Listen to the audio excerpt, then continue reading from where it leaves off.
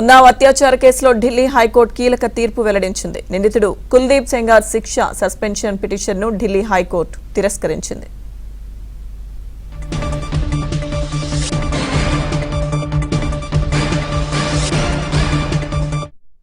ఉన్నావ్ అత్యాచార కేసులో ఢిల్లీ హైకోర్టు కీలక తీర్పు వెల్లడించింది. నిందితుడు కుల్దీప్ సెంగార్ శిక్ష సస్పెన్షన్ పిటిషన్ను ఢిల్లీ హైకోర్టు తిరస్కరించింది. పూర్తి సమాచారం మా ఢిల్లీ బ్యూరో చీఫ్ కృష్ణ అందిస్తారు.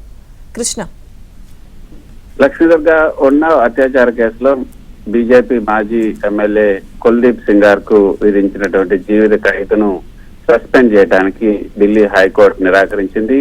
గతంలో మనం చూసాం, దీనికి సంబంధించి ఇది దేశవ్యాప్తంగా సంచలనం సృష్టించినటువంటి ఉన్నావ్ అత్యాచార కేసు ఈ దేశంలోనే అత్యంత కీలక క్రిమినల్ కేసుల్లో ఒకటనే చెప్పొచ్చు. ఈ కేసులో ప్రధాన నిందితుడు బీజేపీ ఎమ్మెల్యేగా ఉన్నటువంటి కుల్దీప్ సెంగార్. అప్పట్లో ఉత్తరప్రదేశ్ లో అధికార బీజేపీకి చెందినటువంటి ఎమ్మెల్యే.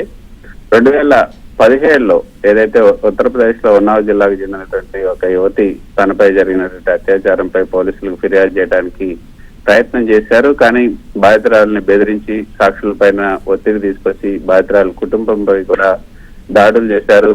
కేసు పెట్టిన తర్వాత బాధితురాల తండ్రిని పోలీసులు అరెస్ట్ చేశారు. తర్వాత కస్టడీలోనే ఆయన అనుమానాస్పదంగా మృతి చెందారు. ఇది దేశవ్యాప్తంగా తీవ్ర ఆగ్రహానికి కూడా దారితీసింది. నిరసనలు కూడా చేపట్టారు. 2019లో ఆ తర్వాత 2017లో కేసు నమోదైన తర్వాత 2019లో బాధితురాలు ప్రయాణిస్తున్నటువంటి కారు ఒక ట్రక్ ఢీకొంది. ఆ ఘటనలో బాధితురాలకు సంబంధించినటువంటి బంధువులు ఇద్దరు మృతి చెందారు. బాధితురాలు కూడా తీవ్రంగా గాయపడింది. ఇది ప్లాన్ చేసి ఈ విధంగా బాధితురాలని చంపేయాలనే ఉద్దేశంతోనే ఈ విధంగా ప్రమాదం చేశారంటూ సిబిఐ చెప్పింది. మొదట స్థానిక పోలీసులు ఏదైతే యూపీ పోలీసులు ఈ కేసును సరిగ్గా దర్యాప్తు చేయలేదు. తర్వాత సుప్రీంకోర్టు జోక్యంతో ఈ కేసును సిబిఐకి బదిలీ చేశారు. విచారణ ఢిల్లీకి కూడా మార్చడం జరిగింది. బాధితురాలకు కేంద్ర ప్రభుత్వం భద్రత కల్పించింది. 2019లో ఢిల్లీ కోర్టు ఈ అత్యాచార కేసులో కుల్దీప్ సెంగార్ కి జీవిత ఖైదు అదేవిధంగా జరిమానా విధించింది.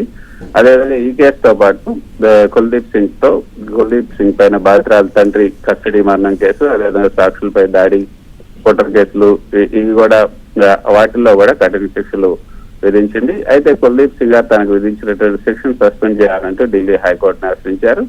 దానిపైన ఈ రోజు ఢిల్లీ హైకోర్టు ఆ పిటిషన్ ను తిరస్కరించింది. అంటే ఇప్పుడు కుల్దీప్ సెంగార్ జైల్లోనే ఉండాల్సి ఉంటుంది, శిక్ష కొనసాగుతుంది. Thank you Krishna.